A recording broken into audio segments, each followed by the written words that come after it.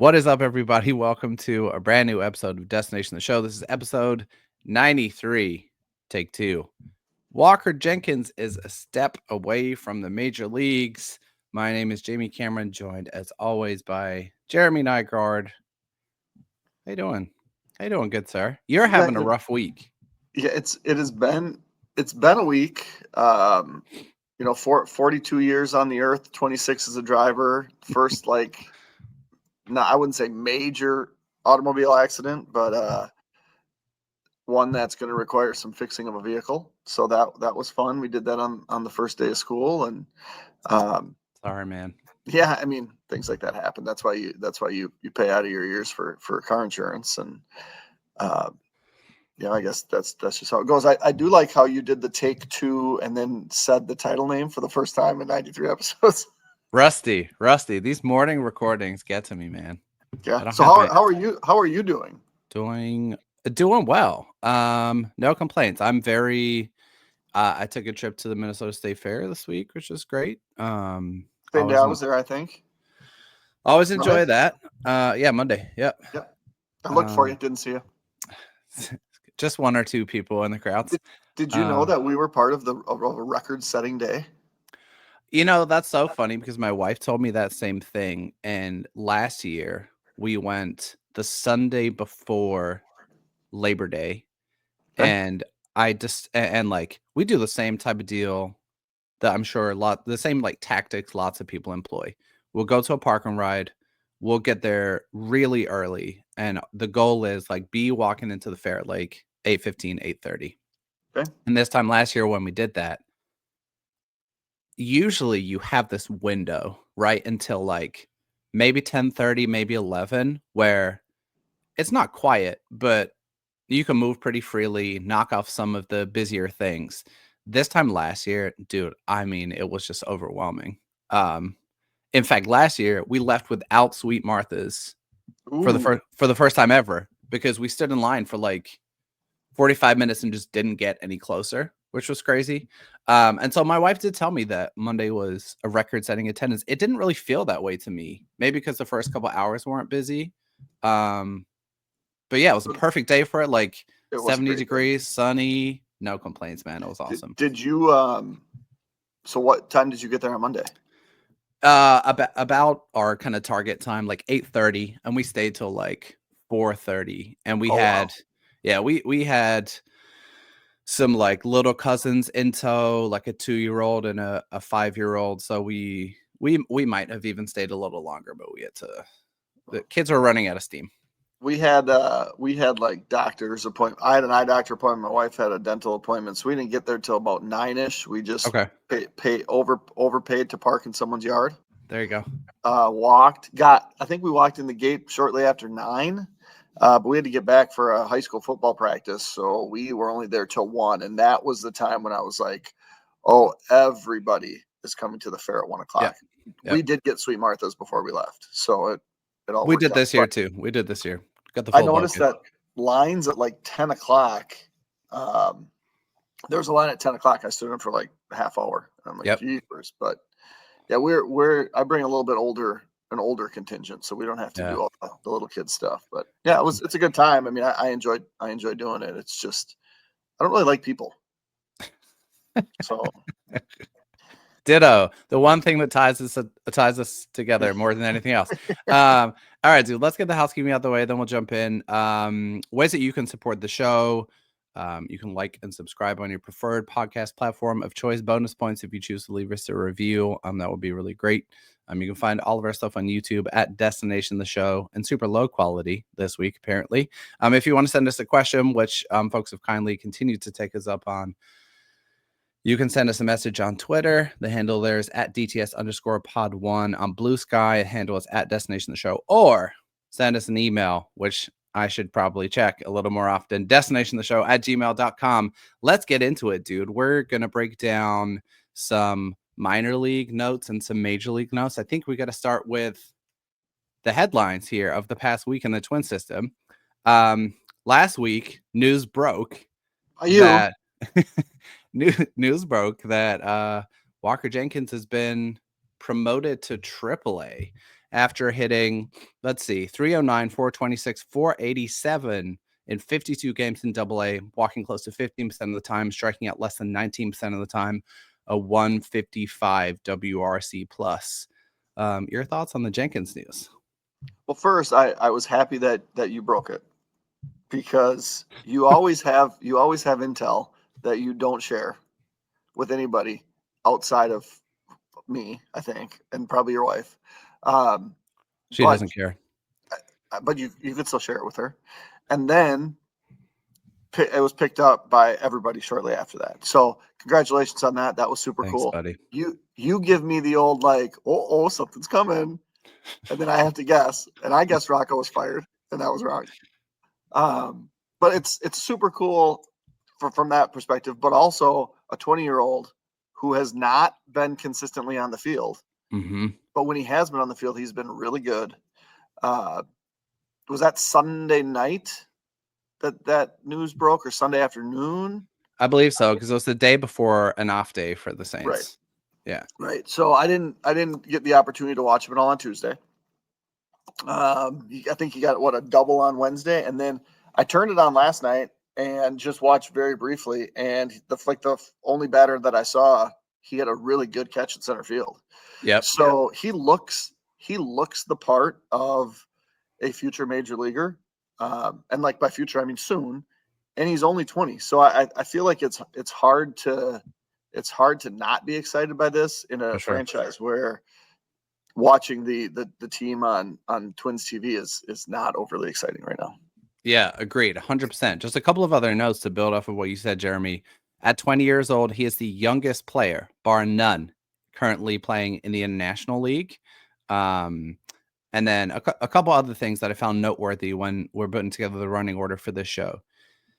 At any level that Walker Jenkins has played in at least 30 games, he's never been worse than a 30% above average for the level hitter. In other words, he's never had a WRC plus less than 130 if he's accrued a sample size of at least 30 games. Do you care at all about how he does in these final 3 or so weeks of the Saints season? Nope, I don't, because I think the reality is that he will start 26 in AAA, and as soon as there's a need and or he's deemed ready, he's a Minnesota Twin for hopefully the next forever, right? I mean, and whether he bats 220 in this small sample size or 420, I don't think it changes the expectation or trajectory at all. He's going to be a very good major league player, assuming he can stay healthy. Yep. And of course that's a big part of it. And I guess one last thing I want to ask you, we talked a little bit a week or so ago about the power. Mm-hmm. And I think we had said at that time, right, like his kind of the pace he was on for like 150 game season was something like 24 home runs. And I think at that time we had said, or 22, whatever. We had said that's like a good over under for whether we would be like excited or like maybe slightly disappointed about his total power output as a pro. I guess my question that I would ask that's a little bit different this time is like, do we think he's being slept on a little bit at this point in national prospect lists? Obviously he's now had 2 consecutive seasons where he's basically missed 2 to 3 months of playing time with like muscular injuries. And of course, Twins curse for prospects, etc. You can't not be worried by that. However, given some of the stats that we cited around how good he's been at pretty much every level, youngest player in the International League at 20 years old, he's been faded on some lists down as far as like 20s and 30s. And it just feels like maybe that's a little bit low for someone who is just absolutely raked and like has a skill set that is stable. Say what you want about the power, but Walker Jenkins has proven that he will get on base no matter what. And if you have a guy who's going to get on base at a high clip, at least start his pro career with the possibility of being in center field, probably not with Byron Buxton, but also hit like 20 home runs, hit for high average, play solid defense. Like that's not an average player. That's a really good player. So our national lists fading him a little bit too much at this point, do you think? Yeah, I mean, I think I feel like it, and probably on account of not having like super loud, big tools, right? If he was hitting 30 points lower and walking a little bit less and striking out more and has 15 more home runs, Mm-hmm. he's a top 5 guy. And so I think that's probably why we are where we are, is just because we're waiting for that last tool to pick up. But I think the reality is that the trajectory is very much going like this, and now we just wait to see how long it takes to level off a little bit. But I think we could all be very happy about where he's at. Yep. 100% agreed. So we'll see how Jenkins does over the final 2 weeks of the season in AAA. But no doubt, exciting stuff. I want to jump around a little bit, Jeremy, and dig into some major league stuff too. We'll definitely get into some more prospect news and notes. But I wanted to get your take on this.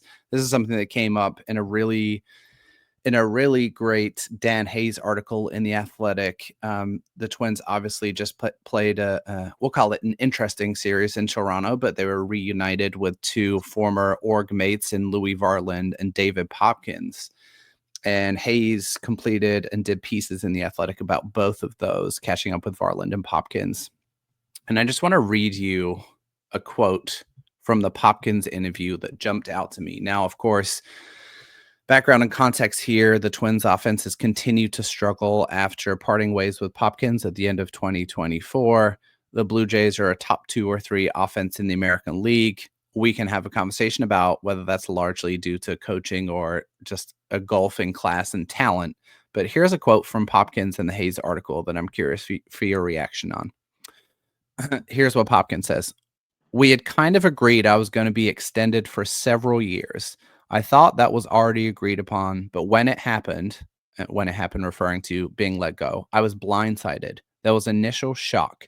But as soon as you get those calls from other teams, you feel the body of work was noticed and appreciated, and you forget about it pretty quick. I love where I'm at now. Just curious for your thoughts, right? I posted that on social media and just was like, I'm not casting judgment on the decision, but I don't think that's ever how you would want someone you employ to perceive things going down. Whether or not it was a good decision to move on from Popkins at the end of last season. What do you think? And my immediate thought when I read that was exactly what you said. You can't have former employees perceive it the way that he did, whether it's accurate or not. Right. And the harder part to really get a grasp on in situations like this is, I would assume a lot of things for both professional athletes and the coaches at the professional ranks are done through agents. Mm-hmm. And so, if he's and maybe I'm completely off, and Popkins handles this on his own, which is possible, right? If your agent's giving you signals right now, you're not hearing it firsthand. So there's some things that can be lost in translation. For sure. But thinking that you're going to be around for several years and then not being asked back, I think that gives potential future employees maybe less of a potential to be future employees, right? If where you're working has things that are not great for the workers, it's harder. We've seen it now with the players. Yep. We've seen it with the coaches. We've literally seen it with everybody but front office and coaching and like the manager, where it's like you can do no wrong even if you're awful. And I'm not saying that Rocco's been awful. I mean, you can blame him as much as anybody. He would be the easiest to replace. Although that was always under the adage that you can't trade an entire team. And the Twins proved that to be inaccurate. So I do think it's kind of a black eye, kind of the yellow flag on the organization. And the hard part is that you're never going to hear an organization. You probably aren't going to hear an organization turn around and say their side of the story. Yep, for sure. And Dan does an awesome job. I don't think he would print that if he felt at all like it wasn't an accurate portrayal of what happened. Mm-hmm. So I think that is worse too. The other thing, and you can correct me if I'm wrong, because I'm sure you know better than I do. Popkins was like highly endorsed by Carlos Correa, right? Wasn't he the one? Yes. And so with Correa coming back and being, on a long-term deal, and then Popkins being, I feel like there's a chasm here chasm. How do you say that word? Chasm. No, you got it. Chasm. Between what's happening and what we're seeing and the beliefs of everybody in between. It's weird, and it's not a great feeling. It's not a great feeling as a fan of the organization. Yep. And and it's really hard, right? Because the recency bias of losing so much is going to impact, I think, how we feel about this. Like you get stories like this coming out by nature only when things go wrong. But on the other hand, you have an organization for whom I think the outward message, pardon me, that they've portrayed is that like our culture is one of the things that should draw people to Minnesota and make people want to stick around for a long time, whether that's how we treat players, how we treat coaches, etc. And I do think there have been things that have surfaced since the trade deadline that have maybe like eroded that belief a little bit for fans. And like, you're right. We're never going to hear the organization's side of that.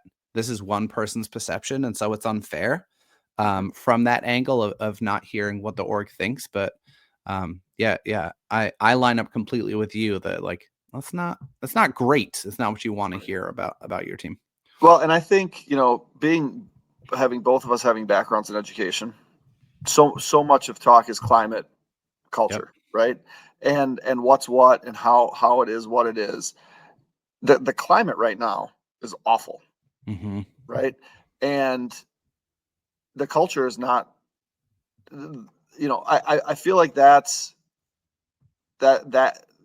wasn't a good place, but eventually that follows, and so I think like with Buxton coming out and talking, that helped the climate a little. But then you see and hear these other things, and that becomes very poisonous and kind of scary for the future. So I think this offseason is going to be a very, very, very telling time as far as the future of this organization. And we'll talk about it every week.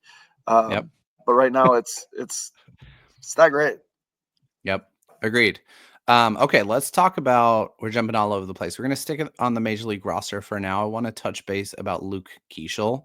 And the reason I just want to do a quick Keeschel update and kind of state of the union on him is he's about to exceed his rookie status, which would have happened a long time ago had he not broken his arm. But how's this for an interesting stat, Jeremy? Luke Keeschel has played 27 Major League games, and he's 5th among Twins hitters in F4 at 1.3. Harrison Bader, by the way, is still number 2 on that list. But crazy yet also makes all the sense if you've watched the team play, right? 100%. I mean, you've had Byron Buxton, who is just much better than everybody else, and Bader was a role player, but played it very well. But you look at every other player, and it's like Royce Lewis has underperformed. Carlos Correa was bad. Wallner was good, but hurt, and comes and goes. There's ebbs, there's flows. Larnach has been very average to maybe not quite. Jeffers has been okay, but good, yeah. He's not been. I think he's been everything you'd expect him to be, but that's still batting in like the 6 or 7 hole. So Luke Keeschel comes in and makes an impact, and I think that is very much what you're wanting. It's kind of crazy because in those 27 games, he had that week where he just kind of blows out everything, wins Player of the Week, and then goes on like a 10 game 10-day slump where he was like awful. Yep. And then he turns around, he hits a home run, comes back a couple nights later, hits another home run, or maybe it was the next night. And so I think we've kind of settled into the fact that Luke Keishel's probably going to be the second best hitter in this lineup next year. It's just, where is he going to play defensively? Which is probably, and I'm glad you brought that up because I do want to talk about that too. But that expectation of him being the second best hitter is probably unfair after 27 games, but it's hard not to feel that way. Just to ground in the numbers here. 976 OPS, walk rate approaching 12%, strikeout rate of just over 13%, a 173 WRC plus. And the interesting thing I think about Keichel is he does not have good bat speed. He does not hit the ball particularly hard. Like if you want to look up his savant sliders, it's a sea of red except for like bat speed, expected slug, etc. But he has such a unique swing in how direct to the ball he is and how short his swing is. Here's my question for you. I looked at his expected numbers today. Expected batting average 278, expected slug 438, expected WOBA 357. If someone offered you that for the entire 2026 season, would you take those numbers or gamble on the alternative? I would take those because we've seen what guys have done in their second year, and they've not been great. Sure, that's true. And so I would feel pretty comfortable with that profile, and honestly probably batting in the 2 spot with that profile. So I would take that, and even hope for better. But I feel like he's going to have to be a constant in this lineup for the next handful of years. Here's my other question for you too, because you brought up the defense. I mean, that I'm a Luke Keichel stan. The defense has not looked good at all to me at second base. It looks like he's always there, which is super encouraging, right? Because that speaks to good range. But throwing looks rough, and I think we can talk about like coming back from the arm injury. The arm strength is poor. I want to say 7th percentile in MLB arm strength. Some of the like reads and like playing balls on hops, or just like some of what you might call, I guess, like the defensive fundamentals look really, really poor. Cause for concern or not, or just like he needs more time given the injury. And if you were to take a guess in 2026, where do you think he's playing most of his defensive reps? Because as you pointed out, the bat is great. Yeah, I mean, I would guess, given the setup of the organization, that he's going to be a second baseman.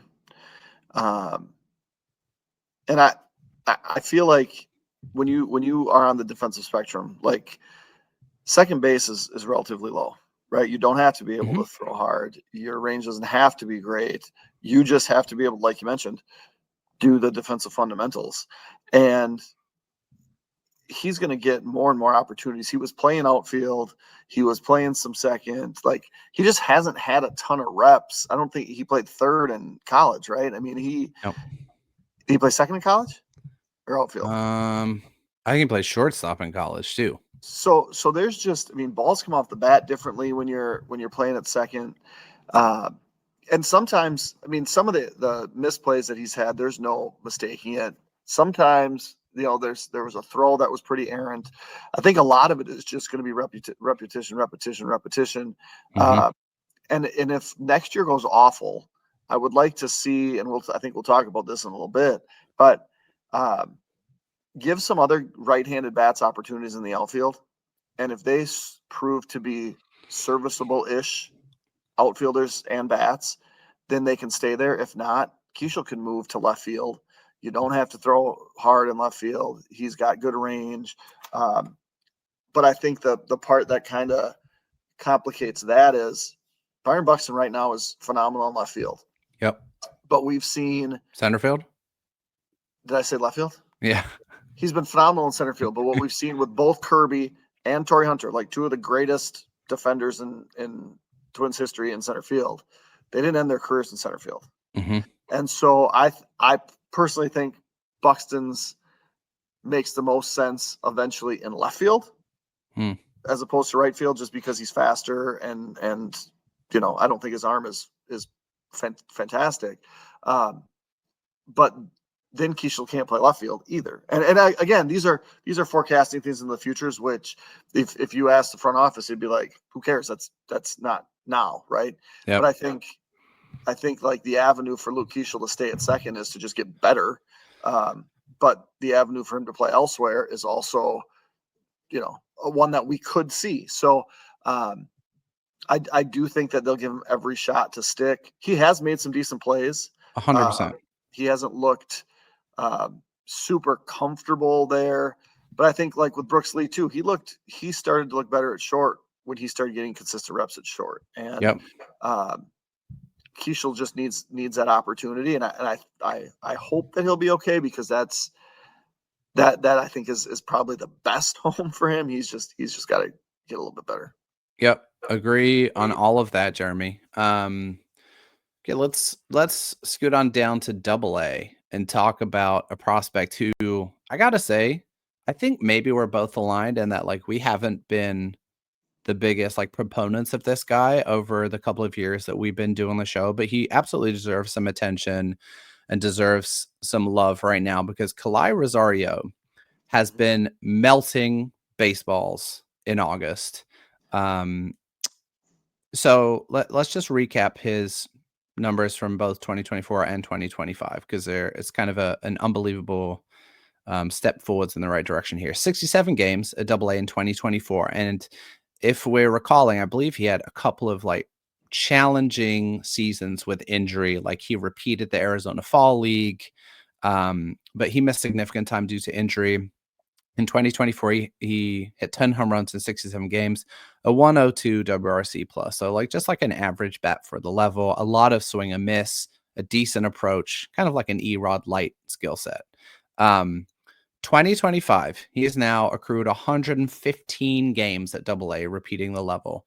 864 OPS, 23 home runs, 25 stolen bases at an 81% clip. And there's a lot of kind of supplementary metrics here that just support keeping an eye on him.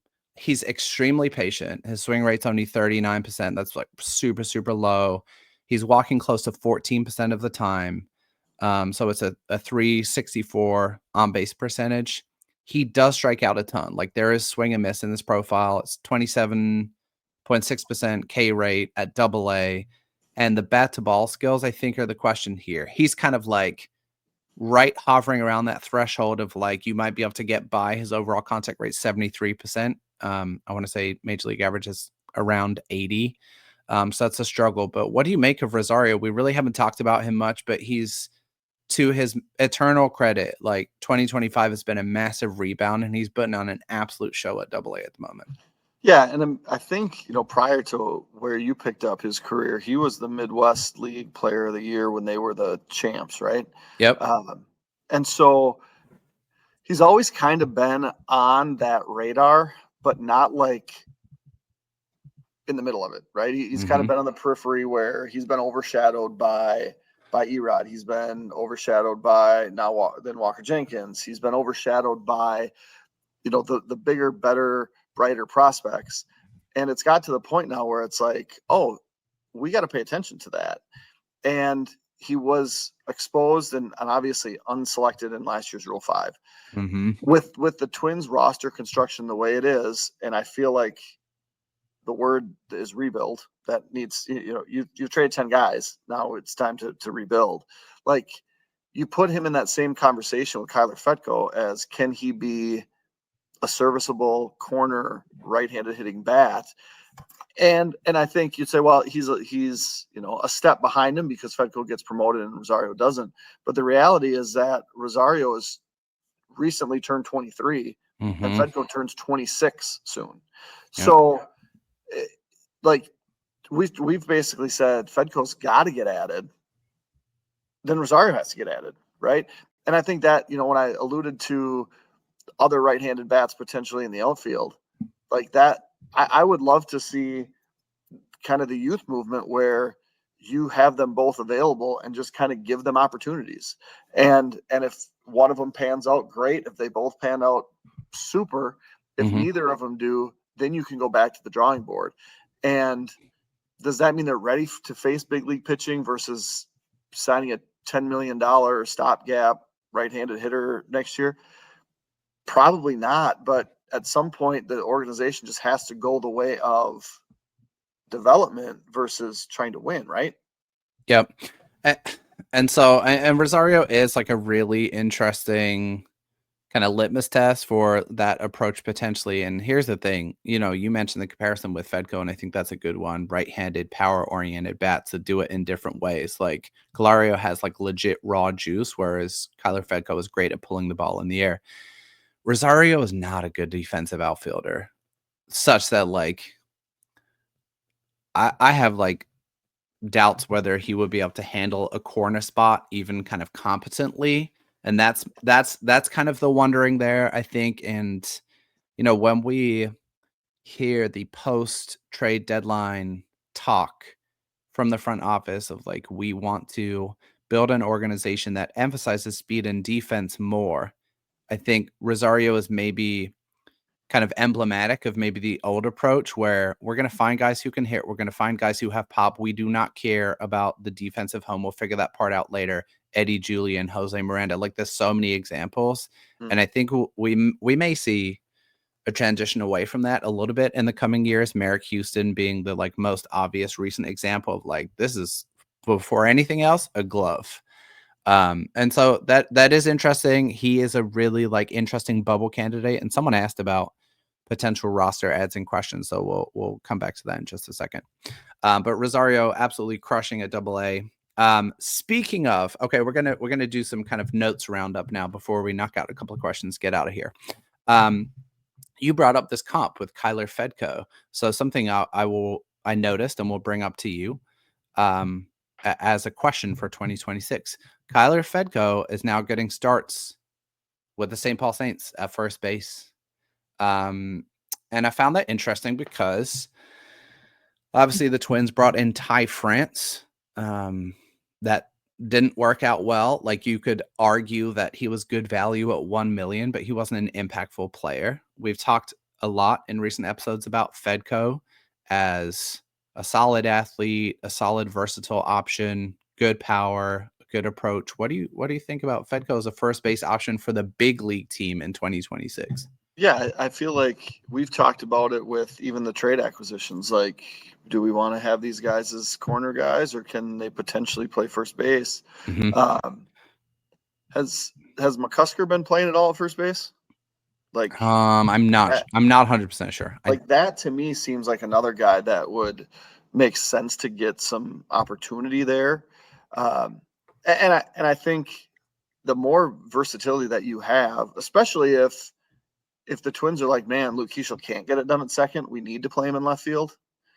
And I think Wallner has earned at least the opportunity to play right field for a little bit yet. 100%. That the team would be like, there's bats that we have to figure out a spot. Let's look at first base. If your outfield is Keeschel, Buxton, Wallner next year, they're going to start as many games as they possibly can. They all haven't been great at staying on the field, but then you have to look at these other bats. But I think at the end of the day, it's mostly just like, what can we potentially do with some of these guys to have them be options in our lineup? And Fedko's done everything that anybody would ask and more to potentially have that opportunity. So if you told me that he's the favorite to be the starting first baseman, I'd say, that's interesting. For sure. But if we're going youth movement, sure. If you say, yeah, we're going to give him an opportunity to see if he can play first base, great. I'm all for that. And here's the thing that I think is interesting, right? We talked about this right after the trade deadline. We said, do we see any like foreshadowing in the way Twins are operating in the minor league system that indicates that they might try something different?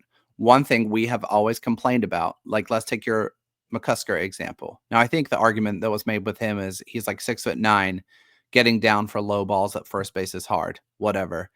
But we've always complained a little bit about why don't we start prepping guys for potential new positions earlier. And so maybe this is an indicator that they're doing that. Maybe not. Maybe it's coincidental and based on the needs of the St. Paul roster. But I do think that is something worth monitoring.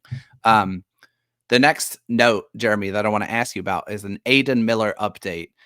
Aiden Miller, who, if you're wondering who is Aiden Miller and why are we talking about him, he's not in the Twin system. You're absolutely right. He is one of the top prospects in the Philly system. The reason I wanted to bring him up is it sounds like, based on the reporting of Bobby Nightingale, I hope I got that right, that it was either Aiden Miller or Eduardo Tait as the centerpiece of the return for Joan Duran in that big trade.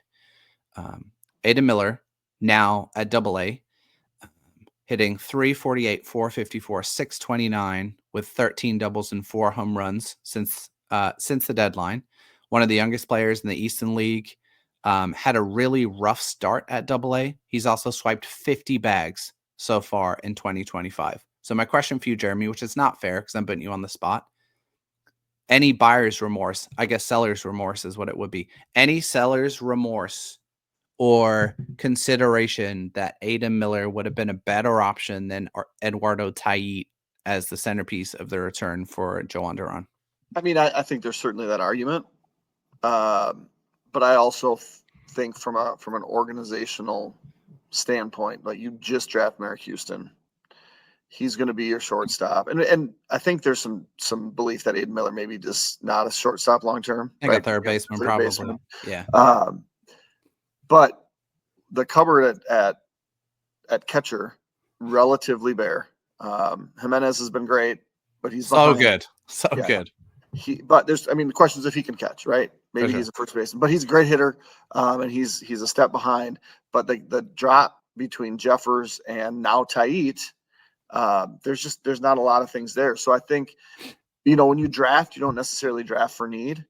And if you're drafting and you have the choice between those two, you're probably like, okay, well, we'll take Aiden Miller.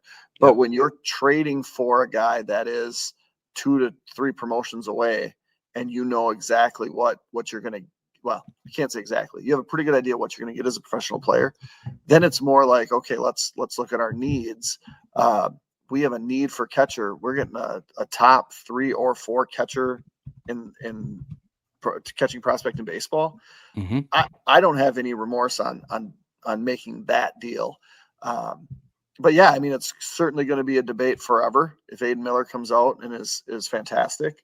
We do that same thing though when it's like, well, Brooks Lee could have been Jacob Wilson or Bryson Stott or the Zach Neto. Like, whenever you hear a name connected to a spot, you're always going to make those comparisons, and I think that's just what's going to happen. But you need a catcher, right? There's a blatant need in the organization for catching depth. And to be able to acquire a top 50 global prospect and, a guy that we might be looking at in 6 months as the top catching prospect in baseball, it's hard to find fault in that. You didn't fall for my bait, Jeremy. Well done. Okay. Last thing I wanted to bring up, dude, to my surprise and delight, everyone's talking about the draft lottery. And I don't want to be left out. So I just want to plant a seed here more than anything else. So the Twins currently have the 4th worst record in baseball in terms of lottery odds, behind the White Sox, the Pirates, and Baltimore. They're neck and neck with Baltimore and a cluster of other teams between the 3rd and 7th position.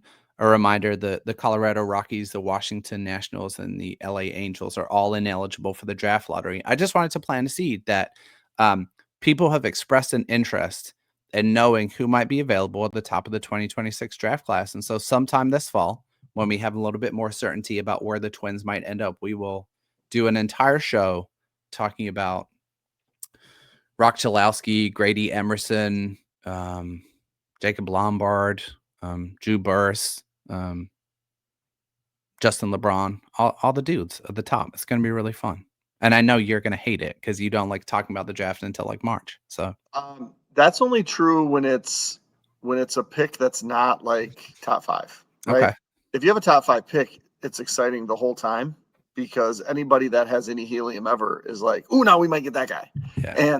And you who was the guy that when we first talked about the draft, who did I say I thought made the most sense for the Twins at their position? Eli Willits? Eli Willits. The guy freaking goes 1 overall. So all of the stuff that I put my time into is like, oh, well, Eli Willits is too good. He's going 1st overall. Your org. I'm just looking forward to, the dust kind of settling on the lottery, hoping that teams don't jump the Twins. So they have if they had a top 3 pick, that's great. If they pick 8, that's a little less great. But yeah, I'm actually looking forward to a high draft pick. I always look forward to high draft picks. Good deal. Yeah, I've seen Dan Hayes say this. I've seen Greg say this online. Root for good development and losses for the Twins for the rest of the season. That's what you want to see. You want to see Keishel hit, Wallner hit, the core pieces hit, Royce get better, the young pitchers turn it around, all that good stuff. Okay, we'll finish up with some listener questions. Wyatt asks, are there any major promotions we should expect before the end of the season? I just wanted to touch on Kalen Culpepper quick, Jeremy, because when this Walker Jenkins news broke, about 7 people immediately replied to me and said, oh, where's Culpepper next? Where's Culpepper, et cetera, et cetera. Just Culpepper's in his first slump, and I don't think that's anything to be worried about. If we can recall, last year when he debuted, he crushed Fort Myers and went up to Cedar Rapids, and it seemed like wore down or got tired. Same for Merrick Houston, by the way, this year. But in August, in 22 games, Culpepper is hitting 204, 264, 337, good for a 601 OPS. So I think if he had hit in August like he had the rest of the season, you might well have seen a dual promotion. I still think there's a decent chance that Kalen Culpepper ends the season at AAA if he can get back on track in the next week or so, because AAA runs a week or so longer. Remember, they promoted, I think, Corey Lewis and Marco Raya at the end of last season just to give them a taste of AAA. Is there anyone else, Jeremy, from your perspective, who's due for a promotion or we should be paying close attention to before the end of the season here? Not that really stick out in my mind. I mean, obviously we've seen those pitchers come up to AAA. We talked about Rosario and that it's crowded. So at that point, I don't really think so. I mean, we've seen Tait get promoted. We've seen Jimenez move up levels, either recently before the trade or after the trade. So there's no one that really comes to mind that it's like an urgent thing. And I think the reality is like Kalen Culpepper, after the season's over, the Twins will map out kind of their plan, which they've probably already done. And does it matter if he starts in a warmer climate like Wichita in April next year or a colder climate like St. Paul next year? I just don't think it does. And honestly, like given this slump and given like reality, Kalen Culpepper is an option early in 2026 probably doesn't make sense anyway. So if the Twins are going to have to add some sort of depth or I don't envision them signing a shortstop to start, right, to a multi-year deal. But if you look at the potential like backup shortstops or minor league type free agent shortstops, to add one of those and play every day at AAA, I think makes a lot of sense, right? Like how Andrelton Simmons maybe should have been handled instead of like that type of thing. And I'm trying to think of some of the names that you just see kind of bounce around, and it's like, well, that would make sense. Paul DeYoung. That, right? Like that type where it's like the guy might be 31 years old. He's not done with playing baseball, but let's get him in the organization. He can play AAA at St. Paul every day, or he can play shortstop at AAA every day.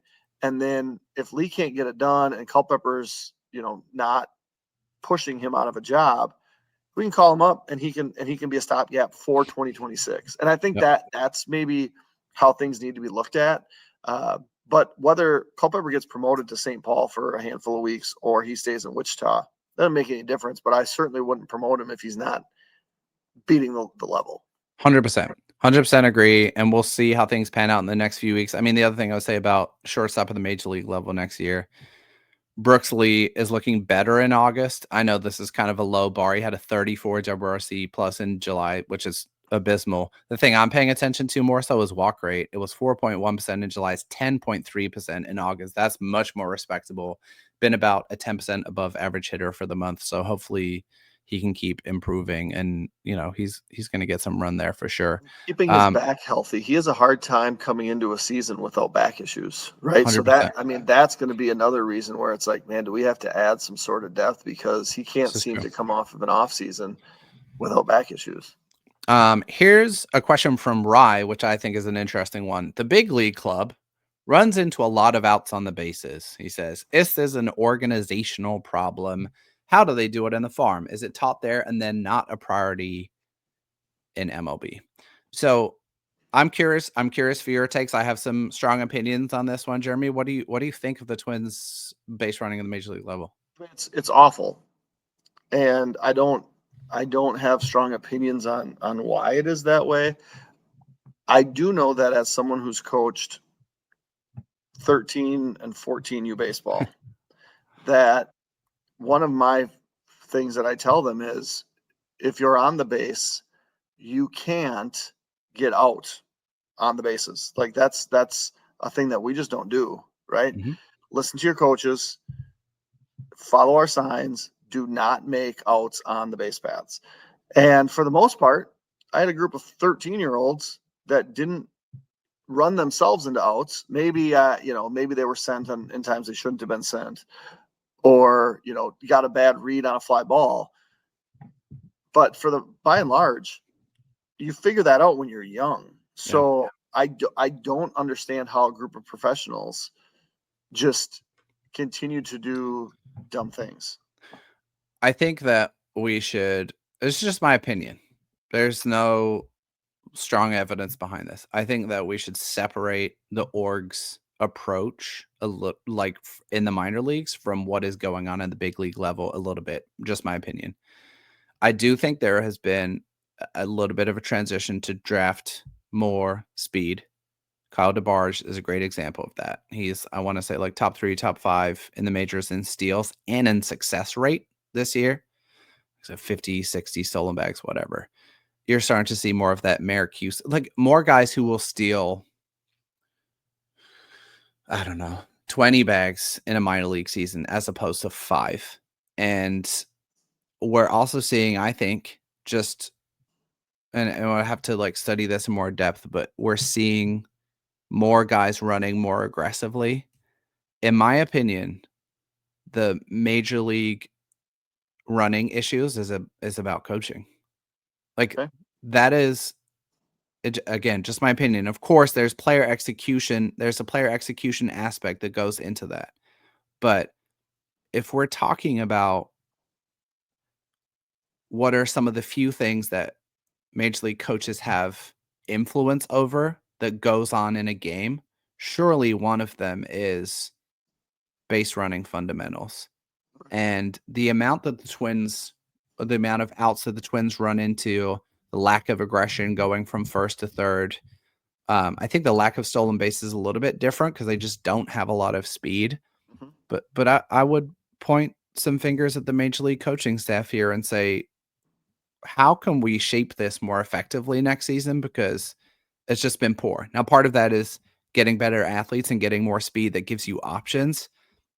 But I do think there's an execution element that is woefully, woefully poor, that it's hard not to at least have major league coaching being at least like somewhat culpable for. Just my 2 cents in my opinion. And one thing that is irritating to me is like the contact play from third base. Like the Twins seem to get thrown out at home all the time, right? And it's like, if the ball gets through, you're going to score, right? So why are we ever going on contact? I saw something on Twitter the other day where it's like, if you're on first base and the ball is hit at a line drive, like don't freeze, just go back, because if you go back, you can't be doubled up. If it doesn't get caught, you can get to the next base safely. Yep. And so just little stuff, but contact play on third base and having a guy get thrown up by 25 feet is just the dumbest thing I've ever seen. If you get caught stealing second, that happens, right?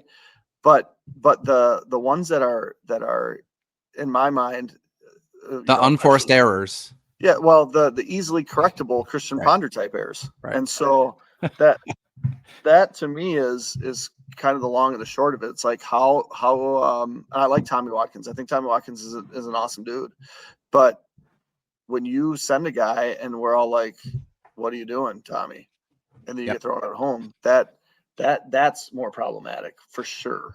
Maybe we'll do some actual research into the base running stuff, because I do think that's a really interesting topic, and I think we can agree on one thing. It's something the Twins need to improve at dramatically in order to be a better baseball team in 2026 and beyond. There's a lot of things on that list. There's a lot of things on that list, sadly. Max says Jeremy might keep track of this, and I do think we touched on this a couple weeks ago. So you're gonna have to rack your brains, Jeremy, see if you remember. Jeremy might keep track of this. Who are Twins minor league free agents who might be added to the 40-man this offseason? I think there's like a long list here, dude. So free agents, there's not. Olivar is going to be a free agent. Okay. He could probably be added, potentially. Otherwise, be a minor league free agent. There's a lot of people that are Rule 5 eligible for the first time. Sure. So a That's completely different pot of guys. So Olivar is the only one that I would consider like in contention to be added to the 40-man that would be gone otherwise. Okay. But Fedko's on the list. He's not going to be a free agent for a couple more years, but is Rule 5 eligible. Okay. Will Holland is actually free agent. He'll be a minor league free agent. I don't think he's really in consideration to be added to the 40-man, but he's probably the second best minor league free agent that I'm considering. Not considering to add, but considering the second best to be free agent. Rosario needs to be added. The Prelip needs to be added. I got to go back and look at for 25s in here now. Gabby Gonzalez probably needs to be added. Andrew Morris, Kendry Rojas, John Klein, Corey Lewis. There's a lot of guys. Henry Mendez. There's a lot of guys that need to be added. Not anybody really aside from Olivar that would be free agents otherwise. I'm surprised you didn't put Kendry Rojas on this running order, Jamie. I'll be honest with you. Why? Because you love Kendry Rojas and he looked really good at AAA.